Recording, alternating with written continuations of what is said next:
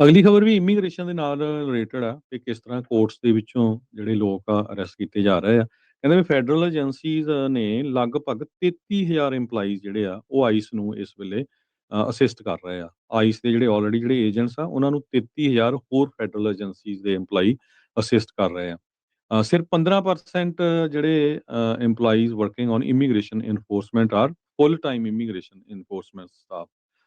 ਸੋ ਇੱਥੋਂ ਤੁਸੀਂ ਅੰਦਾਜ਼ਾ ਲਾ ਲਓ।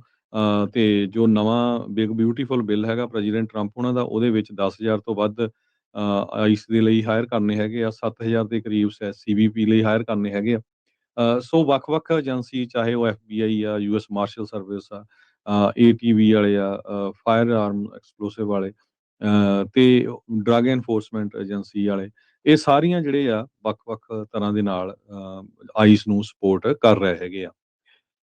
ਤੇ ਆਈਸ ਨੇ ਕਹਿੰਦੇ ਵੀ 5 ਅਸਾਈਲਮ ਸੀਕਰਸ ਨੂੰ ਸੈਨ ਫਰਾਂਸਿਸਕੋ ਦੀ ਇੱਕ ਕੋਰਟ ਦੇ ਵਿੱਚੋਂ ਅਰੈਸਟ ਕੀਤਾ। ਹਾਲਾਂਕਿ ਜੱਜ ਨੇ ਇਹ ਰੂਲਿੰਗ ਦਿੱਤੀ ਹੋਈ ਹੈਗੀ ਆ ਭਈ ਜਿਹੜਾ ਤੁਸੀਂ ਕੋਰਟ ਦੇ ਵਿੱਚੋਂ ਅਰੈਸਟ ਨਹੀਂ ਕਰ ਸਕਦੇ ਹੈਗੇ।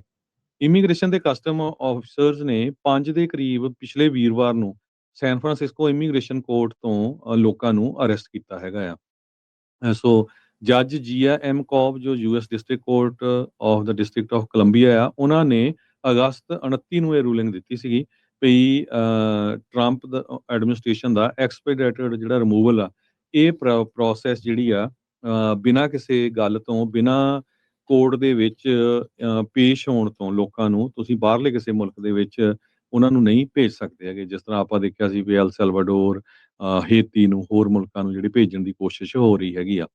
ਸੋ ਵੀਰਵਾਰ ਸਵੇਰੇ ਕਹਿੰਦੇ ਡਿਪਾਰਟਮੈਂਟ ਆਫ ਹੋਮਲੈਂਡ ਸਿਕਿਉਰਿਟੀ ਨੇ 5 ਅਸਾਈਲਮ ਸੀਕਰ ਜੋ 630 ਸੈਂਸਮ ਸਟਰੀਟ ਮਿਸ਼ਨ ਦੇ ਉੱਤੇ ਆਈਸ ਵਾਲਿਆਂ ਦਾ ਜਿਹੜਾ ਆਫਿਸ ਹੈਗਾ, ਉੱਥੇ ਲੋਕਾਂ ਨੂੰ ਅਰੈਸਟ ਕੀਤਾ ਜਦੋਂ ਉਹ ਜੱਜ ਦੀ ਹੀਅਰਿੰਗ ਤੋਂ ਬਾਹਰ ਨਿਕਲੇ ਹੈਗੇ ਆ। ਕਹਿੰਦੇ ਵੀ ਉੱਥੇ 6ਵੀਂ ਫਲੋਰ ਦੇ ਉੱਤੇ ਇਹਨਾਂ ਨੇ ਆਈਸ ਵਾਲਿਆਂ ਨੇ ਆਪਣਾ ਆਫਿਸ ਬਣਾਇਆ ਹੈਗਾ।